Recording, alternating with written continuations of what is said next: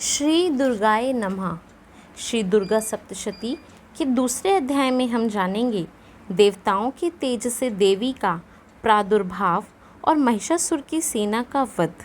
तो चलिए शुरू करते हैं दूसरा अध्याय।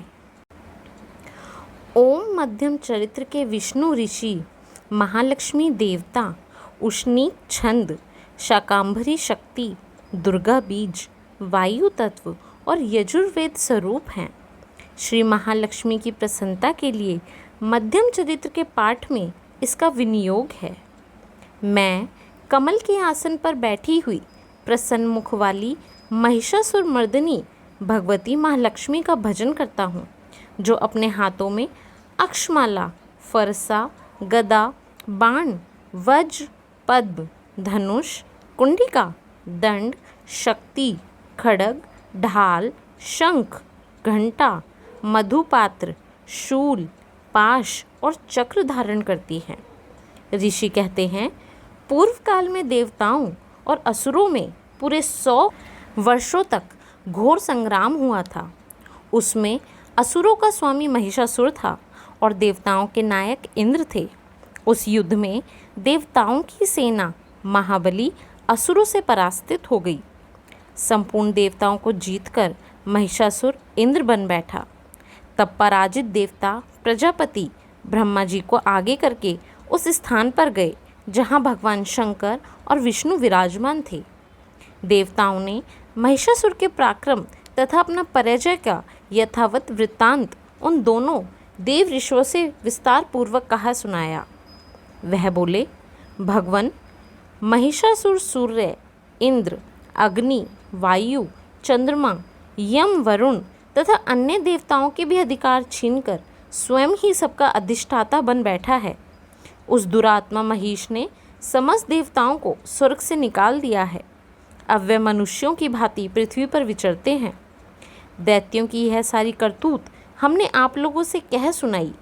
अब हम आपकी ही शरण में आए हैं। उसके वध का कोई उपाय सोचिए। इस प्रकार देवताओं के वचन सुनकर भगवान विष्णु और शिव ने दैत्यों पर बड़ा क्रोध किया। उनकी भौहें तन गई और मुंह टेढ़ा हो गया। तब अत्यंत कोप में भरे हुए चक्रपाणी श्री विष्णु के मुख से एक महान तेज प्रकट हुआ। इसी प्रकार ब्रह्मा, शंकर तथा इंद्र आदि अन्य देवताओं के शरीर से भी बड़ा भारी तेज निकला। वह सब मिलकर एक हो गया। महान तेज का वह पुंज ज्वालायमान पर्वत सा जान पड़ा। देवताओं ने देखा, वहाँ उसकी ज्वालाएं संपूर्ण दिशाओं में व्याप्त हो रही थीं। संपूर्ण देवताओं के शरीर से प्रकट हुए उस तेज की कहीं भी तुलना नहीं थी। एकत्रित होने पर वह एक नारी के रूप में परिणत हो गया और अपने प्रकाश से तीनों लोकों में व्याप्त जान पड़ा। भगवान शंकर का जो तेज था, उसमें उस देवी का मुख प्रकट हुआ। यमराज के तेज से उसके सिर में बाल निकल आए। श्री विष्णु भगवान के तेज से उसकी भुजाएं उत्पन्न हुई। चंद्रमा के तेज से दोनों स्तनों का और इंद्र के तेज से मध्य भाग का प्रादुर्भाव हुआ। वरुण के तेज से जंघा और पिंडली तथा पृथ्वी के तेज से नितंब भाग प्रकट हुआ। ब्रह्मा के तेज से दोनों चरण और सूर्य के तेज से उसकी उंगलियां हुईं। वसुओं के तेज से हाथों की उंगलियां और कुबेर के तेज से नासिका प्रकट हुई। उस देवी के दांत प्रजापति के तेज से और तीनों नेत्र अग्नि के तेज से प्रकट हुए। उसकी भौहें संध्या के और कान वायु के तेज से उत्पन्न हुए। इसी प्रकार अन्य देवताओं के तेज से भी उस कल्याणमयी देवी का आविर्भाव हुआ। तदंतर समस्त देवताओं के तेज पुंज से प्रकट हुई देवी को देखकर महिषासुर के सताए हुए देवता बहुत प्रसन्न हुए। पिनाकधारी भगवान शंकर ने अपने शूल से एक शूल निकालकर उन्हें दिया। फिर भगवान विष्णु ने भी अपने चक्र से चक्र उत्पन्न करके भगवती को अर्पण किया। वरुण ने भी शंख भेंट किया। अग्नि ने उन्हें शक्ति दी और वायु ने धनुष तथा बाण से भरे हुए 2 तरकस प्रदान किए। सहस्त्र नेत्रों वाले देवराज इंद्र ने अपने वज्र से वज्र उत्पन्न करके दिया और ऐरावत हाथी से उतार कर एक घंटा भी प्रदान किया। यमराज ने काल दंड से दंड, वरुण ने पाश प्रजापति ने स्फटिकाक्ष की माला तथा ब्रह्मा जी ने कमंडल भेंट किया। सूर्य ने देवी के समस्त रोम कूपों में अपनी किरणों का तेज भर दिया। काल ने उन्हें चमकती हुई ढाल और तलवार दी। क्षीर समुद्र ने उज्ज्वल हार तथा कभी जीर्ण न होने वाले 2 दिव्य वस्त्र भेंट किए। साथ ही उन्होंने दिव्य चूड़ामणि, 2 कुंडल, कड़े, उज्ज्वल अर्धचंद्र, सब बाहुओं के लिए केयूर, दोनों चरणों के लिए निर्मल नूपुर, गले की सुंदर हसली और सब उंगलियों में पहनने के लिए रत्नों की बनी अंगूठियां भी दी। विश्वकर्मा ने उन्हें अत्यंत निर्मल फरसा भेंट किया। साथ ही अनेक प्रकार के अस्त्र और अभेद कवच प्रदान किए। इनके सिवा मस्तक और वक्षस्थल पर धारण करने के लिए भी कभी न कुम्हलाने वाले कमलों की मालाएं दी। जलधि ने उन्हें सुंदर कमल का फूल भेंट किया। हिमालय ने सवारी के लिए सिंह तथा भांति भांति के रत्न समर्पित किए। धन अध्यक्ष कुबेर ने मधु से भरा पान पत्र दिया तथा संपूर्ण नागों के राजा शेष ने, जो इस पृथ्वी को धारण करते हैं, उन्हें बहुमूल्य मणियों से विभूषित नागहार भेंट दिया। इस प्रकार अन्य देवताओं ने भी आभूषण और अस्त्र शस्त्र देकर देवी का सम्मान किया। तत्पश्चात उन्होंने बारंबार अट्टहासपूर्वक ऊंचे स्वर से गर्जना की और उन्हें भयंकर नाद से संपूर्ण आकाश गूंज उठा। देवी का वह अत्यंत उच्च स्वर से किया हुआ सिंहनाद कहीं समा न सका। आकाश उसके सामने लघु प्रतीत होने लगा। उससे बड़ी जोर की प्रतिध्वनि हुई, जिससे संपूर्ण विश्व में हलचल मच गई और संपूर्ण समुद्र कांप उठा। पृथ्वी डोलने लगी और समस्त पर्वत हिलने लगे। उस समय देवताओं ने अत्यंत प्रसन्नता के साथ सिंह वाहिनी भवानी से कहा, हे देवी, तुम्हारी जय हो। साथ ही महिषा ने भक्ति भाव से विनम्र होकर उनका सत्वन किया। संपूर्ण त्रिलोकों को शोभग्रस्त देख दैत्यगण अपनी समस्त सेना को कवच आदि से सुसज्जित कर हाथों में हथियार ले सहसा उठकर खड़े हो गए। उस समय महिषासुर ने बड़े क्रोध में आकर कहा, ये क्या हो रहा है?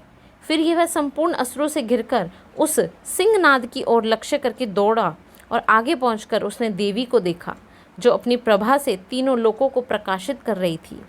उनके चरणों के भार से पृथ्वी दबी जा रही थी। माथे के मुकुट से आकाश में रेखा सी खिंच रही थी तथा वह अपने धनुष की टंकार से 7 पतालों को शुद्ध किए देती थी। देवी अपनी 1000 भुजाओं से संपूर्ण दिशाओं को आच्छादित करके खड़ी थी। तदंतर उनके साथ दैत्यों का युद्ध छिड़ गया। नाना प्रकार के अस्त्र शस्त्रों के प्रहार से संपूर्ण दिशाएं उद्भासित होने लगी। चिक्षुर नामक महान असुर महिषासुर का सेना नायक था। वह देवी के साथ युद्ध करने लगा। अन्य दैत्यों की चतुरंगिनी के सेना के साथ लेकर चामर भी लड़ने लगा। 60,000 रथियों के साथ आकर उद्गर नामक महादैत्य ने लोहा लिया। 1 करोड़ रथियों को साथ लेकर महाहनु नामक दैत्य युद्ध करने लगा, जिसके रोए तलवार के समान तीखे थे। वह असली लोमा नामक का महादैत्य 5 करोड़ रथी सैनिकों सहित युद्ध में आ डटा। 60 लाख रथियों से घिरा हुआ बाशकाल नामक दैत्य भी उस युद्ध भूमि में लड़ने लगा। परवारित नामक राक्षस हाथी सवार और घुड़सवार के अनेक दलों तथा 1 करोड़ रथियों की सेना लेकर युद्ध करने लगा। बिड़ाल नामक दैत्य 5 अरब रथियों से घिरकर लोहा लेने लगा। इनके अतिरिक्त और भी हजारों महादैत्य रथ, हाथी और घोड़े की सेना साथ लेकर वहां देवी के साथ युद्ध करने लगे। स्वयं महिषासुर उस रणभूमि में कोटि कोटि सहस्त्र रथ, हाथी और घोड़ों की सेना से घिरा हुआ खड़ा था। वह दैत्य देवी के साथ तोमर, भिंदीपाल, शक्ति, मूसल, खड़ग परशु और पटिश आदि अस्त्र शस्त्रों का प्रहार करते हुए युद्ध कर रहे थे। कुछ दैत्यों ने उन पर शक्ति का प्रहार किया, कुछ लोगों ने पाश फेंके तथा कुछ दूसरे दैत्यों ने खड़ग प्रहार करके देवी को मार डालने का उद्योग किया। देवी ने भी क्रोध में भरकर खेल खेल में ही अपने अस्त्र शस्त्रों की वर्षा करके दैत्यों के समस्त अस्त्र शस्त्र काट डाले। उनके मुख पर परिश्रम या थकावट का रंच मात्र भी चिन्ह नहीं था। देवता और ऋषि उनकी स्तुति करते थे और वह भगवती परमेश्वरी दैत्यों के शरीरों पर अस्त्र शस्त्रों की वर्षा करती रही। देवी का वाहन सिंह भी क्रोध में भरकर गर्दन के बालों को हिलाता हुआ असुरों की सेना में इस प्रकार विचरने लगा मानो वनों में दावानल फैल रहा हो। रणभूमि में दैत्यों के साथ युद्ध करती हुई अंबिका देवी ने जितने निश्वास छोड़े वे सभी तत्काल सैकड़ों हजारों गणों के रूप में प्रकट हो गए और परशु, भिंदीपाल, खड़ग तथा पटिश आदि अस्त्रों द्वारा असुरों का सामना करने लगे। देवी की शक्ति से बड़े हुए वे गण असुरों का नाश करते हुए नगाड़ा और शंख आदि बाज बजाने लगे। उस संग्राम महोत्सव में कितने ही गण मृदंग बजा रहे थे। तदंतर देवी ने त्रिशूल से, गदा से, शक्ति की वर्षा से और खड़ग आदि सैकड़ों महादैत्यों का संहार कर डाला। कितनों को घंटे के भयंकर नाद से मूर्छित करके मार गिराया। बहुतेरे दैत्य को पाश से बांधकर धरती पर घसीटा। कितने ही दैत्य उनकी तीखी तलवार की मार से दो टुकड़े हो गए। कितने ही गदा की चोट से घायल हो धरती पर सो गए। कितने ही मूसल की मार से अत्यंत आहत होकर रक्त वमन करने लगे। कुछ दैत्य शूल से छाती फट जाने के कारण पृथ्वी पर ढेर हो गए। उस रणांगण में बाण समूहों की वृष्टि से कितने ही असुरों की कमर टूट गई। बाज की तरह झपटने वाली देवपिंड के दैत्यगण अपने प्राणों से हाथ धोने लगे। किन्हीं की बाहें छिन छिन हो गईं, कितनों की गर्दन कट गई। कितने ही दैत्यों के मस्तक कट कट कर गिरने लगे। कुछ लोगों के शरीर मध्यम भाग में ही विदीर्ण हो गए। कितने ही महादैत्य जांघें कट जाने से पृथ्वी पर गिर पड़े। कितनों को ही देवी ने एक भौं, एक पैर और एक नेत्र वाले करके दो टुकड़ों में चीर डाला। कितने ही दैत्य मस्तक कट जाने पर भी गिरकर फिर उठ जाते और केवल धड़ के रूप में ही अच्छे अच्छे हथियार हाथ में लेके देवी के साथ युद्ध करने लगते थे।